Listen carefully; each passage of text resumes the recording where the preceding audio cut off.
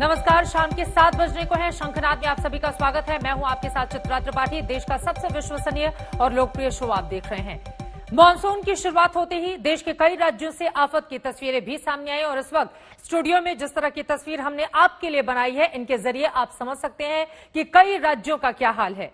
उत्तराखंड, पूर्वी उत्तर प्रदेश, बिहार के कई इलाकों में पिछले कुछ दिनों से भारी बारिश हो रही है। इस वजह से नदियां उफान पर हैं और लोगों को मुश्किलें झेलनी पड़ रही हैं। सबसे पहले आपको उत्तराखंड का हाल दिखाते हैं, जहां मानसून के आगाज के साथ ही नंदाकिनी, अलकनंदा जैसी नदियों ने रौद्र रूप दिखाना शुरू कर दिया है। जगह जगह पहाड़ दरक रहे हैं और बारिश लोगों की जिंदगी पर भारी पड़ती जा रही है। जून महीने में जब बारिश से ऐसा बुरा हाल है तो ये कहना गलत नहीं होगा कि आगे मुश्किलें अभी और ज्यादा बढ़ने वाली हैं। देखिए,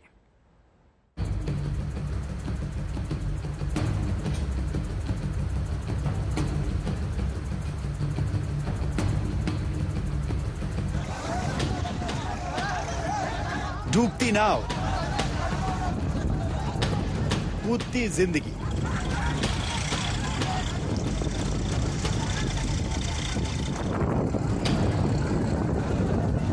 दरकते पहाड़,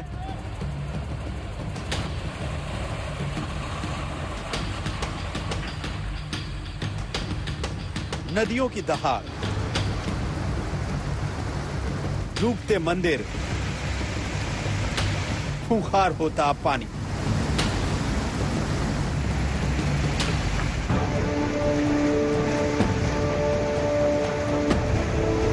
मॉनसून ने दस्तक क्या दी, खौफ के साए जमीन पर नजर आने लगे। उत्तराखंड में मुसीबत के बादल मंडराने लगे। जिन मंदिरों में भक्तों की भीड़ नजर आती थी, आज उस मंदिर में अपनी सीमाएं लांघकर अलकनंदा भगवान को स्नान कराने पहुंची है। मंदिर के गुंबद तक पानी पहुंच चुका है।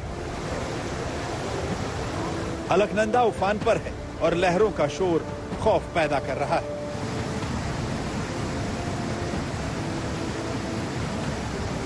इलाके में 2 दिनों से बारिश हो रही है और प्रशासन पूरी तरह अलर्ट पर है।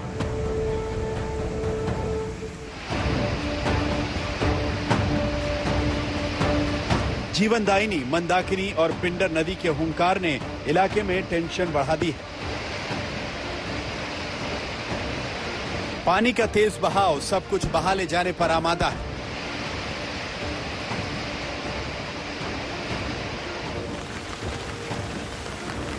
पहाड़ सरेंडर कर रहे हैं। बड़े बड़े पत्थर सड़कों पर मौत बनकर बरस रहे हैं। जिंदगी और मौत के बीच संघर्ष कुछ ऐसा होता है। सफर का पानी और पत्थरों के बीच आकर अटक जाए, कुछ कहा नहीं जा सकता। ऋषिकेश बद्रीनाथ राष्ट्रीय राजमार्ग लगभग 1 दर्जन जगहों पर भूस्खलन के चलते बंद हो चुका है। सारी नदियां पूरी तरह से खतरे के निशान से ऊपर बह रही हैं। अगर हम पिथौरागढ़ की बात करें तो पिथौरागढ़ में काली नदी खतरे के निशान से ऊपर है, तो वहीं दूसरी ओर अगर गढ़वाल मंडल की बात करें तो अलकनंदा नदी अपने पूरे उफान पर है।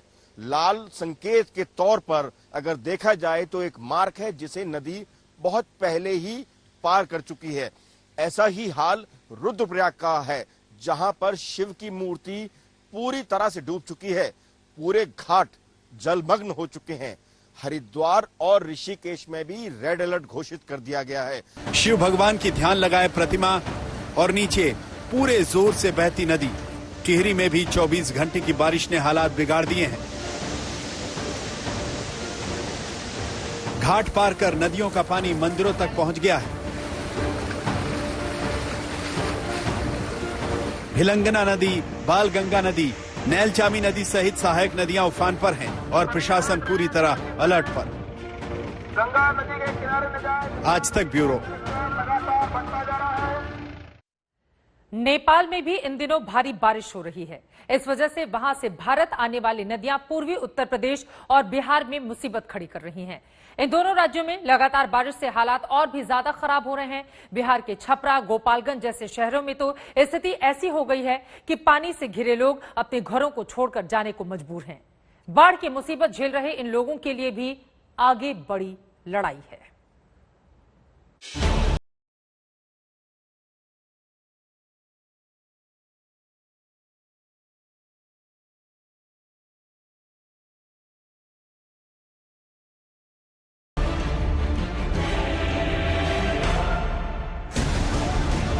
उफनती नदी में एक नाव पर जिंदगी की जंग जारी है। नाव का आधा हिस्सा डूब चुका है और आधा हिस्सा डूबने वाला है। नाव पर सवार लोग जान बचाने के लिए ऊपर के हिस्से पर चढ़ जाते हैं, लेकिन नदी की हुंकार ऐसी कि चंद सेकंड में नाव टाइटैनिक की तरह डूब जाती है। नाव में 15 लोग सवार थे जो नदी में तैरते नजर आने लगते हैं। अच्छी बात यह थी कि इस हादसे में किसी की भी जान नहीं गई।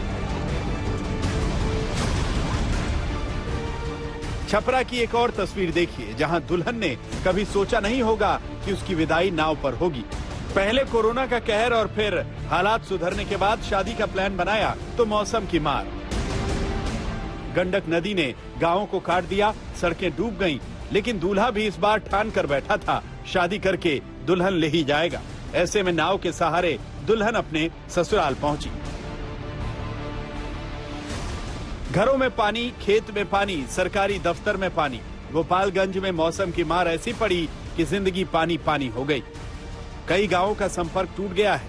लोग पलायन करने को मजबूर हैं। जिन्हें मदद नहीं मिल पाई वो छतों पर जिंदगी बिता रहे हैं। सड़कों से गाड़ियां गायब हैं, बस नाव का सहारा है।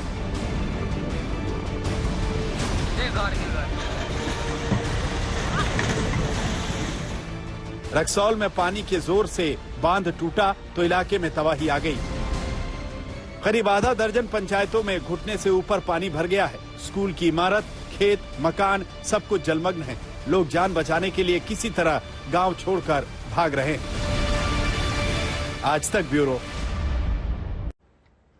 आगे बढ़ते हुए अब बात पीएम मोदी के मिशन कश्मीर की, जहां पूरी तरह से हालात सामान्य करने के लिए सरकार ने बड़ी सियासी लड़ाई की तैयारी शुरू कर दी है।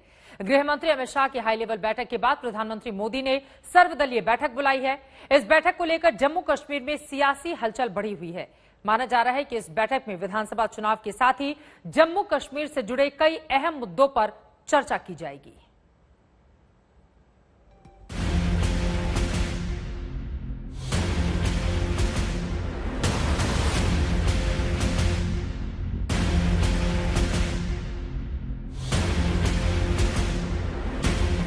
क्या जम्मू कश्मीर में कुछ बड़ा होने वाला है?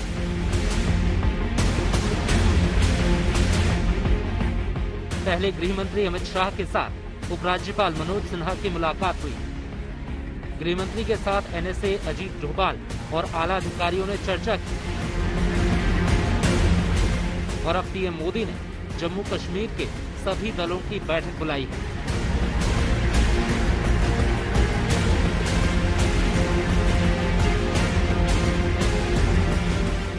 जून के महीने में जम्मू कश्मीर का सियासी पारा अचानक चढ़ना शुरू हो गया।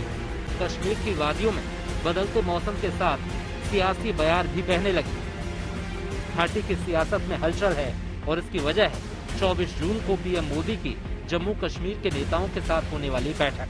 माना जा रहा है कि दिल्ली में होने वाली इस मेगा बैठक में फिर से राज्य का दर्जा बहाल करने और विधानसभा चुनाव कराने पर चर्चा हो सकती है, ताकि प्रदेश में रुकी चुनावी प्रक्रिया को आगे बढ़ाया जा सके। सूत्रों के मुताबिक 24 जून को होने वाली बैठक के लिए सभी दलों से संपर्क साधा जा रहा है। कश्मीर और जम्मू के 16 दलों से संपर्क साधा जाना है। हालांकि अभी औपचारिक तौर पर किसी भी दल को पीएम मोदी से मुलाकात का न्योता नहीं भेजा गया, लेकिन प्रधानमंत्री की इस पहल का पार्टियां स्वागत कर रही हैं। बहुत से ऐसे यहाँ पर डिसीजन हुए हैं जिसके कारण से थोड़े लोग भी एडमेंट हैं। उनको लगता है कि शायद जिस प्रकार से ये डेमोक्रेटिक सेटअप में बात सुनी जाती है उसमें कहीं ना कहीं कमी है। तो मुझे लगता है कि सेंटर जरूर इस पर नजर रखेगा। अभी हमारी एक टीम केंद्र को इस सारे मामले के बारे में अवगत कराया है। तो इन सब पर चर्चा हुई है, तो निश्चय ही कोई अब प्रोसेस आगे बढ़ेगा। वो किसी भी लेवल पर बात करें, किन भी लोगों को बुलाएं और मसले को आगे बढ़ाएं। जम्मू कश्मीर में अमन चैन हो, जम्मू कश्मीर में तरक्की हो, जम्मू कश्मीर के नौजवानों को रोजगार के वसाइल क्रिएट हो। इस चीज के लिए कांग्रेस पार्टी हमेशा किसी भी लेवल पर हो, we appreciate this way of dealing. बातचीत की ये पहल इसलिए भी अहम है क्योंकि अगस्त 2019 में अनुच्छेद 370 हटाए जाने के बाद पीडीपी और नेशनल कॉन्फ्रेंस जैसी पार्टियों ने केंद्र पर करारा हमला बोला था। लेकिन करीब 2 साल बीतने के बाद इन पार्टियों के रुख में बदलाव आया है और अब केंद्र की कोशिश सियासी बर्फ को पिघलाने की है। बीते दिनों जम्मू कश्मीर की पार्टियों के गुपकार समूह ने भी केंद्र से बातचीत को लेकर नरमी के संकेत दिए थे। उधर सूत्रों के मुताबिक महबूबा मुफ्ती ने बैठक के लिए हामी भरी है, लेकिन वो फाइनल फैसला पार्टी की बैठक के बाद करेंगी और एक फैसला लिया जाएगा कि पीपुल्स डेमोक्रेटिक पार्टी का इस बारे में क्या रवैया होगा, आगे का जो लाहेअमल होगा उस पे गुफ्तशुनीद होगी और डिसीजन लिए जाएंगे कि इसमें पार्टिसिपेशन करने वगैरह को लेके पार्टी का क्या रुख रहेगा, आगे का क्या लाहेअमल रहेगा। वहीं पीपल्स पार्टी के सज्जाद लोन अपनी पार्टी के अल्ताफ बुखारी भी बातचीत के पक्ष में हैं। Almost all the political parties, if invited, should go and talk about the day-to-day issues and the political issues and whatever we require. Jammu Kashmir में साल 2018 से चुनाव लंबित है, तब बीजेपी और पीडीपी का गठबंधन टूट गया था।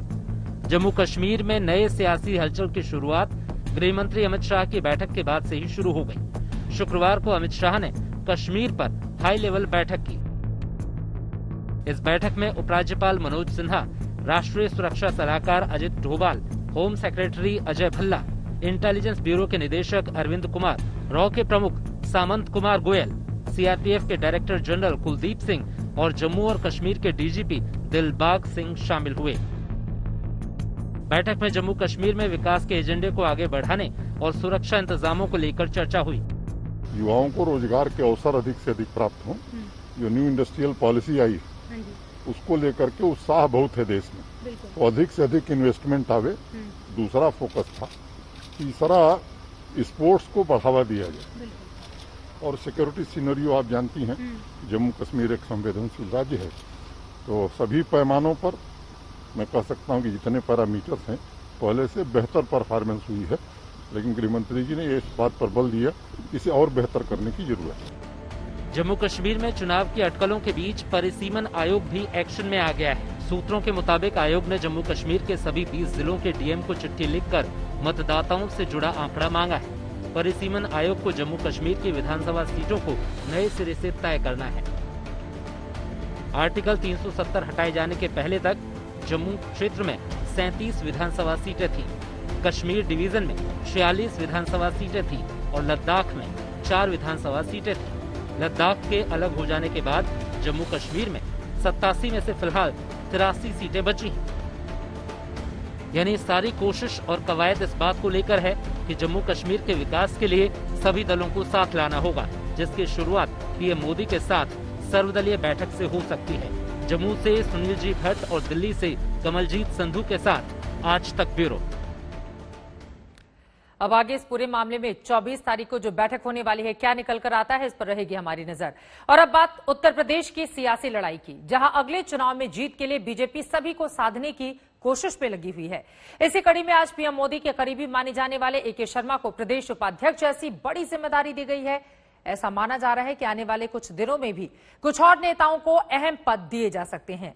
ये चेहरे कौन हो सकते हैं और इसके पीछे बीजेपी का दांव क्या है, अब जरा उसको समझने की कोशिश कीजिए इस रिपोर्ट के जरिए।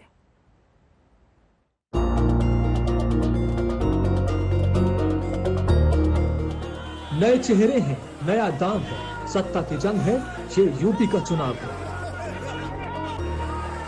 इस चुनाव की तैयारी में जुटी बीजेपी हर दिन नए नए समीकरण साधने की कोशिश कर रही है और इस समीकरण के 2 सबसे नए चेहरे आपके सामने हैं। पहली तस्वीर है पीएम मोदी के करीबी माने जाने वाले एके शर्मा की, जिन्हें चुनाव से पहले बड़ी जिम्मेदारी देकर यूपी बीजेपी का उपाध्यक्ष बनाया गया है। वहीं दूसरी तस्वीर में जितिन प्रसाद योगी आदित्यनाथ के साथ नजर आ रहे हैं, जिसे बीजेपी यूपी में बड़े ब्राह्मण चेहरे के तौर पर पेश कर रही है। पहले एके शर्मा को मंत्रिमंडल में शामिल करने की अटकलें जोरों पर थी, लेकिन पार्टी उपाध्यक्ष जैसे अहम पद के बाद अब उन पर संगठन को मजबूत करने की जिम्मेदारी होगी। हालांकि विरोधी इस फैसले के बहाने बीजेपी पर हमला बोल रहे हैं। प्रधानमंत्री कार्यालय जैसा शक्तिशाली कार्यालय छोड़कर क्या अरविंद शर्मा जी प्रदेश उपाध्यक्ष बनने लखनऊ आए थे? क्या प्रदेश उपाध्यक्ष प्रधानमंत्री कार्यालय से बड़ा है? ये नियुक्ति कहीं ना कहीं भारतीय जनता पार्टी में जो सत्ता संघर्ष चल रहा है उसको दिखा रहा है। योगी जी और मोदी जी के बीच में जो संघर्ष है उसकी परिणति है ये। आज ये साबित हो गया कि मोदी जी जो कहते थे कि उनके चेहरे पे सरकारें बनी हैं, उनकी हैसियत उत्तर प्रदेश की सरकार में एक मंत्री बनवाने की नहीं। और किसी तरह बेचारे शर्मा जी को संगठन में शामिल करके रास्ता ढूंढा जा रहा है अपना सम्मान बचाने का। लोकतंत्र में इस तरह की आंतरिक लड़ाई लोकतंत्र के लिए भी खतरनाक है। वहीं जितिन प्रसाद उन ब्राह्मण वोटरों को लुभाने की कोशिश करेंगे जिसे कुछ समय से बीजेपी से नाराज बताया जा रहा है। यही वजह है कि बीजेपी में शामिल होने के बाद पहली बार लखनऊ पहुंचे जितिन ने अपनी शक्ति प्रदर्शन में कोई कसर नहीं छोड़ी। भाजपा ज्वाइन करने के बाद पहली बार लखनऊ पधारे हैं जितिन प्रसाद, कांग्रेस के बड़े नेता। आप तस्वीरें यहां पर देख पा रहे हैं आज तक पे लखनऊ एयरपोर्ट जितिन प्रसाद आए और भीड़ आप देख सकते हैं, बड़ी संख्या में लोग फूलों की वर्षा कर रहे हैं, माले पहनाने की कोशिश कर रहे हैं। ये सभी जितिन के समर्थक हैं। आप तस्वीरें देख पा रहे हैं जितिन प्रसाद की, किस तरह से यहाँ पर आप भीड़ देख सकते हैं। यहाँ पर लोग स्वागत कर रहे हैं जितिन प्रसाद का। और जब सवाल ब्राह्मण वोटरों को लेकर हुआ तो कह दिया कि बीजेपी की नीति ही सबका साथ सबका विकास है। देखिए, हम लोग सार्वजनिक जीवन में हैं, अब यहाँ देख लीजिए, सभी को साथ लेके सभी वर्गों को मैं चलता हूँ। प्रयास मेरा रहता है, जहाँ जनता के हितों की रक्षा की जरूरत है जितिन प्रसाद। सिर्फ ब्राह्मण वोट ही नहीं, चुनावी तैयारियों में जुटी बीजेपी हर वर्ग को साधने का प्लान तैयार कर रही है। और इस कड़ी में यूपी बीजेपी के प्रदेश अध्यक्ष स्वतंत्र देव सिंह और बीएल संतोष ने जेपी नड्डा से मुलाकात की। माना जा रहा है कि इस कवायद का असर मोदी सरकार के अगले मंत्रिमंडल विस्तार में नजर आ सकता है। सूत्रों के हवाले से खबर है कि केंद्रीय मंत्रिमंडल विस्तार में यूपी से किसी दलित को मंत्री बनाने पर सहमति बनी है। इसके साथ किसी जाट नेता को भी अहम जिम्मेदारी देकर किसान आंदोलन के असर को कम करने की कोशिश करें। साथ ही यूपी से ही किसी गैर यादव ओबीसी नेता को भी अहम पद दिया जा सकता है।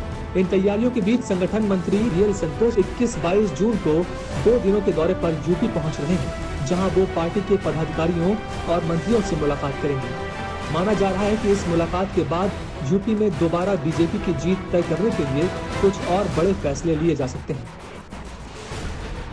दिल्ली से हिमांशु मिश्रा के साथ समर्थ श्रीवास्तव, लखनऊ, आज तक। चलिए यूपी से अब चलते हैं पश्चिम बंगाल। वहां भी आगे किसी बड़ी लड़ाई की तैयारी की जा रही है।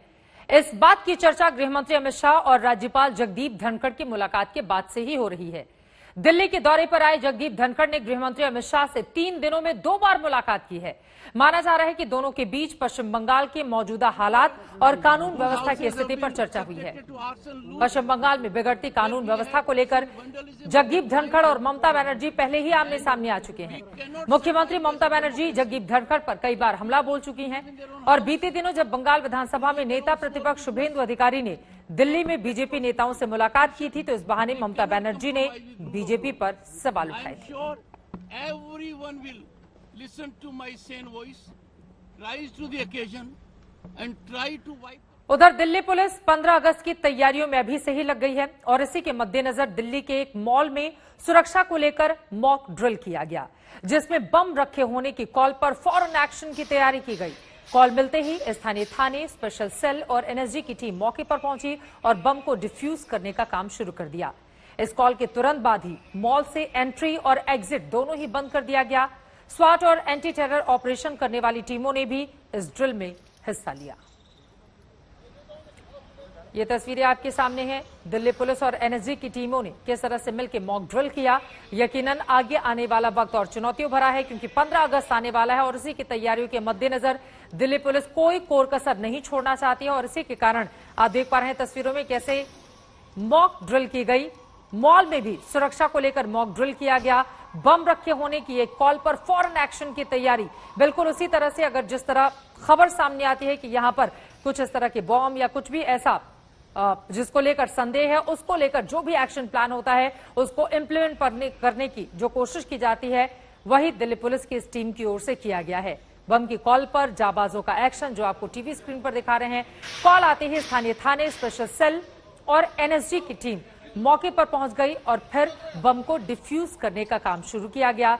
इस कॉल के तुरंत बाद ही मॉल से एंट्री और एग्जिट दोनों ही बंद कर दिया गया। स्वाट और एंटी टेरर ऑपरेशन करने वाली टीमों ने भी इस ड्रिल में हिस्सा लिया।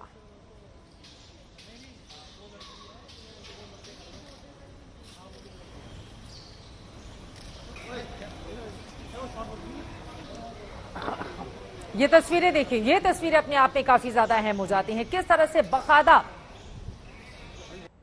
बिल्कुल उसी तरह जैसा कि बम की खबर आने के बाद हमारी टीमें लग जाती हैं, बिल्कुल उसी तरह से इस पूरे की पूरी मॉक ड्रिल को अंजाम दिया गया है।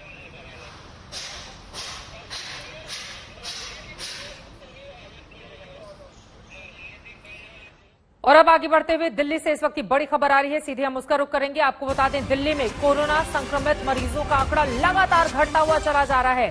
बड़ी और अच्छी खबर यह है कि दिल्ली में कोरोना से राहत मिली है। कोरोना संक्रमण दर अब 0.18 पर पहुंच चुका है। ये एक बहुत अच्छी खबर, इसको 0.0 में तब्दील किया जाना अब जरूरी है। 24 घंटे में 7 लोगों की जान गई है। हालांकि आगे आने वाले वक्त में ये आंकड़ा पूरी तरह से घट जाए, इस तरह की उम्मीद की जा रही है। 135 नए मामले एक दिन में यानी कि बीते 24 घंटे में दर्ज किए गए हैं। यानी कि पिछले कुछ महीनों को अगर हम देखेंगे, पिछले कुछ बीते दिनों को, तो उसके मद्देनजर कम से कम आज की एक अच्छी खबर सामने आई है। 26 फरवरी के बाद सबसे कम संक्रमण दर राजधानी दिल्ली में 24 घंटे में। हालांकि 7 लोगों की जान गई है, जो दुखदाई है, लेकिन कोरोना संक्रमित मरीजों का आंकड़ा घटकर 135 आ गया है। सिर्फ 135 कोरोना के नए मामले दर्ज किए गए हैं। पश्चिम बंगाल से यास तूफान को गुजरे हुए ज्यादा दिन नहीं हुए हैं और आफत फिर से टूटने लगी। बंगाल की राजधानी कोलकाता समेत कई हिस्सों में बाढ़ और बारिश ने जिंदगी को मुश्किल में डाल दिया है।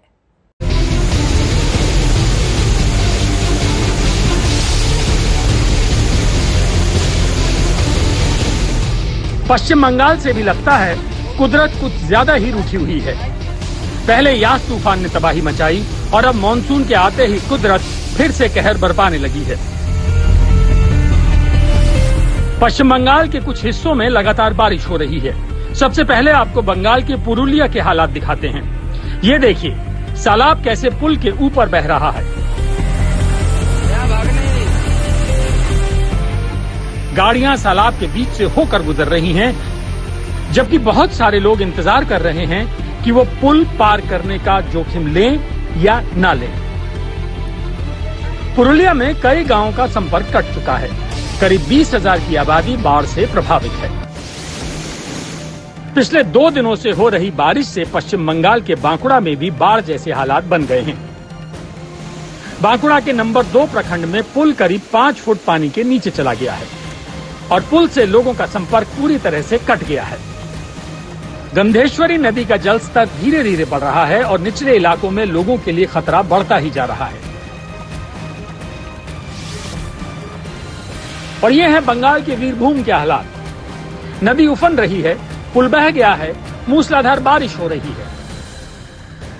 यहां पुल बहने से 2 बाइक सवार भी बह गए, लेकिन उन्हें वक्त रहते बचा लिया गया। बंगाल की राजधानी कोलकाता में भी जोरदार बारिश हुई है। कोलकाता के कई निचले इलाकों और सड़कों पर पानी भर गया। मौसम विभाग के अनुसार कोलकाता में गुरुवार सुबह 8:30 बजे तक 24 घंटे में 144 मिलीमीटर बारिश दर्ज की गई।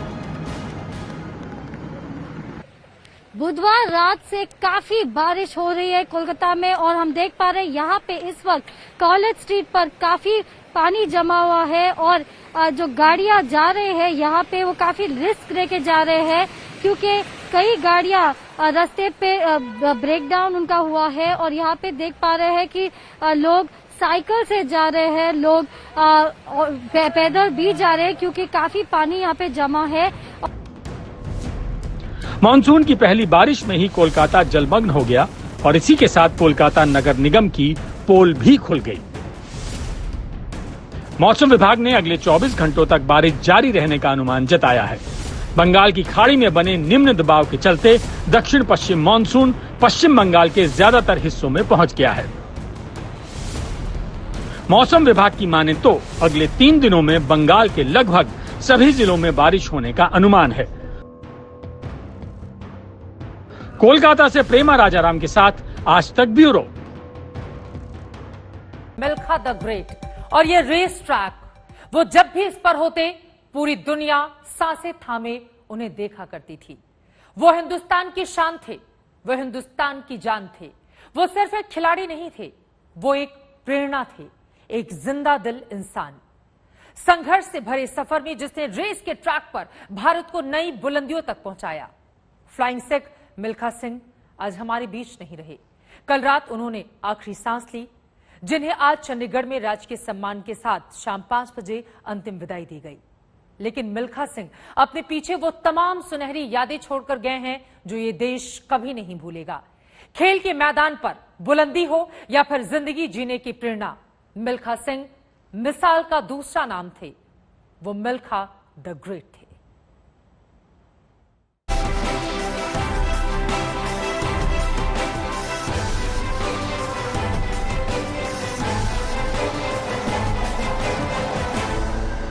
जिसके पैरों की रफ्तार तालियों की गूंज में तब्दील हो जाती थी, आज वो खामोश है। थम गई वो रफ्तार जिस पर हिंदुस्तान को नाज था। ठहर गई वो दौड़ जिसके आगे मील के पत्थर छोटे पड़ जाते थे। खत्म हो गई गुर्बत से बुलंदियों तक पहुंचने की कहानी। जिंदगी को जिंदा दिली से जीने वाले मिल्खा सिंह आज खामोश हैं। मिल्खा सिंह, इन दो शब्दों में एक जिद थी, जुनून था, दुनिया को मुट्ठी में करने का जज्बा था। मिल्खा सिंह, इन दो शब्दों में एक सपना था, हिंदुस्तान के झंडे को मैदान में सबसे ऊपर देखने का। ये दुनिया छोड़ने से पहले मेरी ख्वाहिश है कि कोई ना कोई ऐसा हिंदुस्तानी यहीं से उठना चाहिए, चाहे लड़का हो या लड़की हो, वो आगे बढ़ के जो मेरा सपना था, जो मैं पूरा नहीं कर पाया, उसको पूरा करे, देश के लिए गोल्ड मेडल ले और हमारा तिरंगा झंडा जिसके लिए कि लोगों ने जानें कुर्बान कर दी, वो जाके ओलंपिक खेलों के अंदर लहराए। मिल्खा सिंह, एक संघर्ष की कहानी, बंटवारे की त्रासदी से लेकर रेस के ट्रैक तक का सफर। कामयाबी की ऐसी कई कहानियां हैं जिनके नायक मिल्खा सिंह रहे। ऐसे कई मौके, ऐसे कई लम्हे भारत मां के इस सपूत ने देश को दिए, जब गर्व से पूरे मुल्क का सिर ऊंचा हो गया।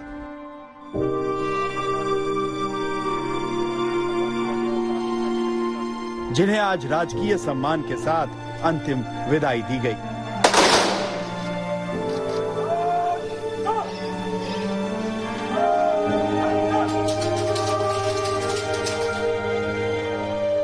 चंडीगढ़ के पीजीआई अस्पताल में मिल्खा सिंह ने 18 जून की रात अंतिम सांस ली। मिल्खा सिंह और उनकी पत्नी दोनों कोरोना की चपेट में आ गए। 30 मई को मिल्खा सिंह अस्पताल से घर आ गए। 3 जून को तबीयत बिगड़ी तो उन्हें दोबारा अस्पताल में भर्ती कराना पड़ा। 13 जून को पत्नी निर्मल दुनिया छोड़ गई और 18 जून को मिल्खा सिंह भी नहीं रहे। खेल के मैदान का शेर अलविदा कह गया। प्रेरणा, जुनून और जिद का एक अध्याय खत्म हो गया। मिल्खा सिंह जी भारतीय खेलों की दुनिया के एक नायाब हीरे थे, जिन्होंने खेलों को आगे बढ़ाने में बहुत बड़ा योगदान दिया। खिलाड़ी क्या होता है उसके मायने बताए। छोटा बच्चा जब भागता है तो बोलते हैं कि मिल्खा सिंह बनना है तेरे को। हिंदुस्तान ने खेल जगत के एक अनूठे सितारे को खो दिया है। कल तक वो हमारे बीच में थे, विश्वास नहीं हो रहा कि आज वो हमारे बीच में नहीं रहे। मैं भगवान से प्रार्थना करूंगी कि भगवान उनकी आत्मा को शांति दे और अपने श्री चरणों में उनको स्थान दे। मैदान पर एक युग का अंत हो गया, जिससे जुड़ी हर किसी की अपनी यादें हैं।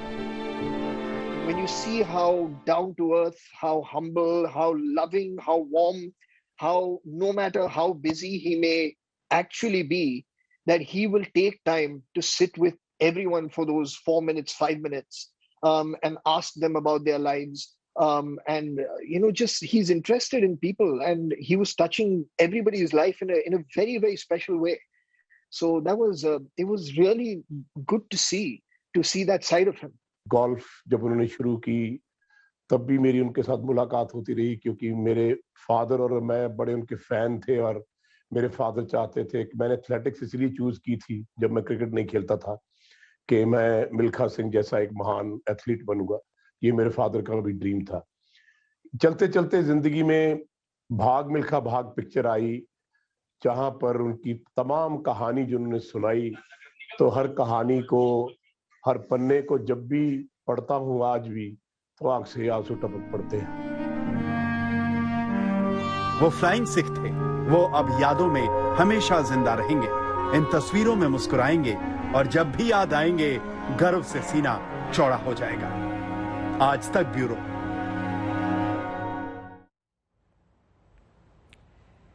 रेस का ट्रैक जिसमें मिल्खा सिंह शान से दौड़े, हर दौड़ में तिरंगा लहराया। पूरी दुनिया ने मिल्खा का दम देखा। एक सपना था, एक जुनून था, देश का नाम रोशन करने का। मुकाबले से मुंह मोड़ना मिल्खा सिंह ने सीखा ही नहीं था। अब हम मिल्खा सिंह के उन मुकाबलों की कहानी आपको बताने जा रहे हैं जिन्होंने मिल्खा को जमीन से उठाकर सफलता के शिखर पर खड़ा किया। और फिर लाहौर का मुकाबला भला कौन भूल सकता है, जब मिल्खा ने रेस ही नहीं बल्कि पाकिस्तान का दिल भी जीता। The German Kinder, India's Milkha Singh and South Africa's Spence are off like bullets. 1960 का रोम ओलंपिक, 1958 का राष्ट्रमंडल गेम्स, 1958 का टोक्यो एशियाड, 1962 का जकार्ता एशियाड। सफलता के सुनहरे अध्यायों से भरी है मिल्खा सिंह की पूरी जीवन यात्रा। इस सफर का सबसे बड़ा पड़ाव रहा 1960 का रोम ओलंपिक, जहां मिल्खा ने अपने हुनर और अपने हौसले से दुनिया को अवाक कर दिया। इटली की राजधानी रोम समर ओलंपिक 400 मीटर की दौड़ मिल्खा सिंह भाग रहे हैं। 200 मीटर तक मिल्खा सिंह सबसे आगे, लेकिन फिर एक चूक, पीछे मुड़कर देखने की वो गलती। मिल्खा सिंह पदक से चूके, लेकिन चूक कर भी चमक बिखेर दी। 1954 से 1962 तक मिल्खा सिंह ने पदकों की झड़ी लगा दी। ट्रैक पर उनके उतरने का मतलब पदक की गारंटी बन गया था। वो 60 के दशक का भारत था, संसाधनों के संकट से जूझता भारत। लेकिन जब इरादा बुलंद हो और हौसला फौलादी हो, तो मंजिल दूर कहां रह जाती है। 1958 राष्ट्रमंडल गेम्स में गोल्ड मेडल, 440 गज की दौड़ में सबसे आगे। 1958 टोक्यो एशियाड में डबल गोल्ड, 400-200 मीटर में नया रिकॉर्ड। 1962 जकार्ता एशियाड में डबल गोल्ड, 400 x 400 रेस में गोल्ड मेडल।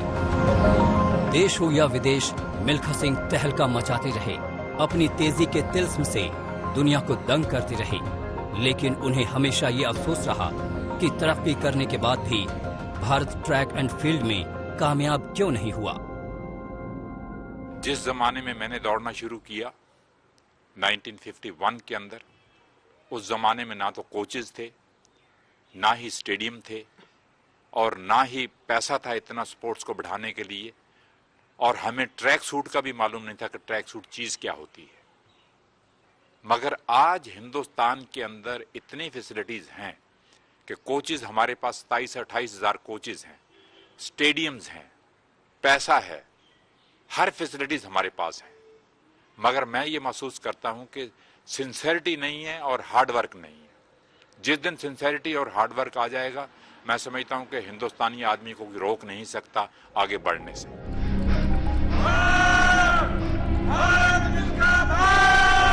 मिल्खा के करियर का बेहद फख्र करने वाली कामयाबी रही पाकिस्तान के इंटरनेशनल इवेंट में उनका पदक जीतना। इस दौड़ से एक यादगार कहानी जुड़ी है। मिल्खा पाकिस्तान नहीं जाना चाहते थे, विभाजन के दर्द का सामना नहीं करना चाहते थे, लेकिन पंडित नेहरू की इच्छा कुछ और थी। मिल्खा पाकिस्तान गए और फिर लाहौर की इस रेस में अपना लोहा मनवाया। 0.4 seconds. मिल्खा सिंह ने पाकिस्तानी धावक अब्दुल खालिक को धो डाला। मिल्खा की तेजी देखकर लाहौर के उस स्टेडियम में बैठे पाकिस्तानियों को सांप सूंघ गया था। तब पाकिस्तानी राष्ट्रपति अयूब खान खुद को ये कहने से रोक नहीं पाए कि आप दौड़े नहीं, उड़े। पाकिस्तान की ये जीत मिल्खा सिंह के दिल में हमेशा दर्ज रही। एक इंटरव्यू में मिल्खा ने इस रेस के बारे में विस्तार से बताया। ये दुनिया छोड़ने से पहले मेरी ख्वाहिश है कि कोई न कोई ऐसा हिंदुस्तानी यहीं से उठना चाहिए, चाहे लड़का हो या लड़की हो, वो आगे बढ़ के जो मेरा सपना था, जो मैं पूरा नहीं कर पाया, उसको पूरा करे, देश के लिए गोल्ड मेडल ले और हमारा तिरंगा झंडा जिसके लिए कि लोगों ने जानें कुर्बान कर दी, वो जाके ओलंपिक खेलों के अंदर लहराए। पाकिस्तान के उस मुकाबले ने मिल्खा सिंह को फ्लाइंग सिख बना दिया था। आज वो फ्लाइंग सिख अपनी आखिरी उड़ान पर निकल चुका है। अलविदा मिल्खा सिंह। कि जब डाली मैंने अपने गुनाहों पे नजर, जब डाली मैंने अपने गुनाहों पे नजर, दुनिया में मुझे कोई भी गुनाहगार न लगा। सत्येंद्र चौहान, चंडीगढ़, आज तक। मिल्खा सिंह की जिंदगी में दर्जनों उतार चढ़ाव आए। भारत पाकिस्तान विभाजन के दौरान दंगों में पूरे परिवार को खो देने वाले मिल्खा का भारत पहुंचना और फिर सेना में शामिल वर्ल्ड क्लास एथलीट बनना, यह ऐसी कहानी है जिसने फिल्मी पर्दे की कहानियों को भी पीछे छोड़ दिया।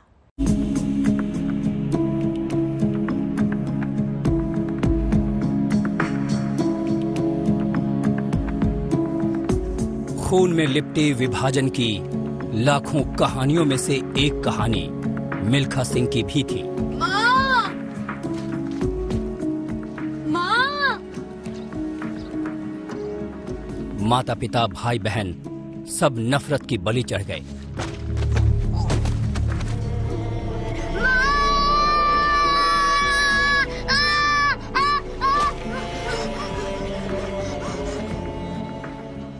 तब किसी को नहीं पता था कि रक्त रंजित बचपन लेकर पाकिस्तान से भारत पहुंचा एक मासूम अपने पसीने से जिंदगी की नई कहानी लिखेगा। मैं वो दिन कभी भूल ही नहीं सकता। मैंने आपको बताया था, जब भी मुझे वो दिन याद आते हैं ना, तो कहते हैं कलेजा मुंह को आता है, तो रोना आ जाता है कि भाई क्या हुआ हमारे साथ। एक जो विलेज में आदमी रह रहा है, उसको क्या पता है कि इंडिया पाकिस्तान बन रहा है?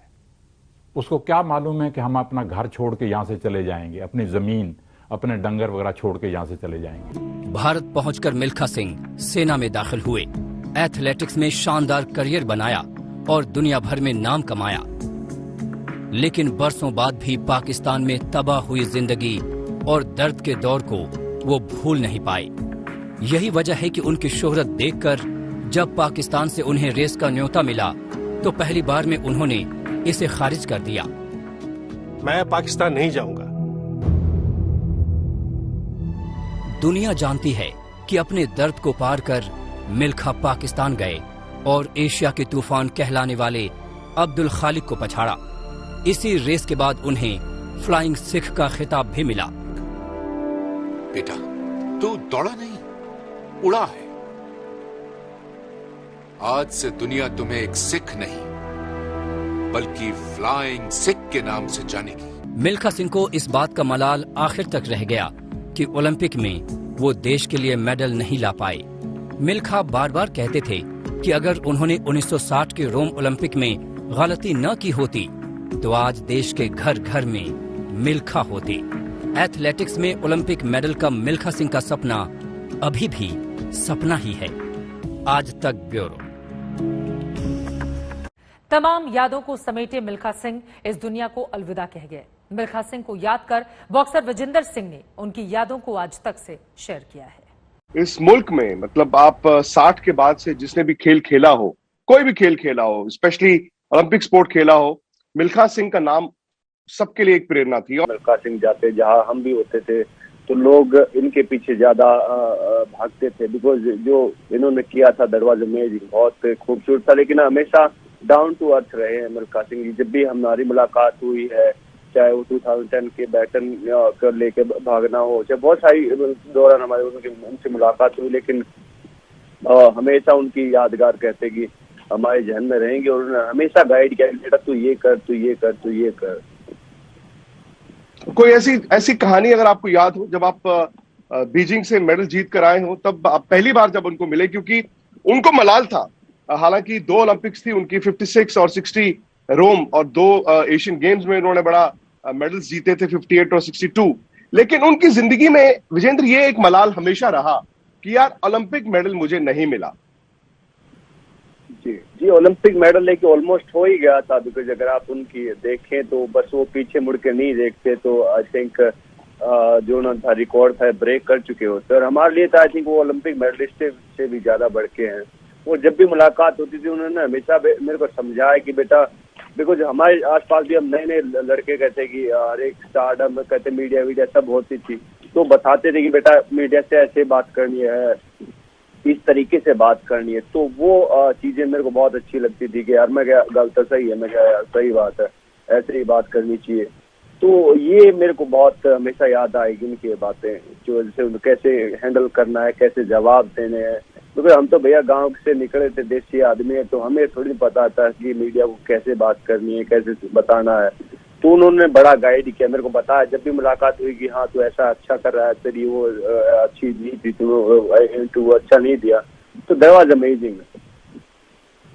और वैसे भी देखें उनको, जैसे सत्येंद्र भी बता रहे थे विजेंद्र, इनफैक्ट जिस दिन ये खबर आई है कि उनको कोरोना है, तो मेरे साथ राहुल थे मेरे सहयोगी, उन्होंने फोन किया उनको, तो उन्होंने मिल्खा जी ने कहा बेटा मैं तो अभी भाग के आया, मुझे तो कोई सिम्टम्स ही नहीं थे, वैसे ही घर वालों ने टेस्ट करा दिया, वो कह रहे हैं जी कोविड है, बट मुझे कोई महसूस नहीं हो रहा। मतलब अभी भी उनका भागना और गोल्फ, मैंने सुना है कि पूरा का पूरा राउंड खेल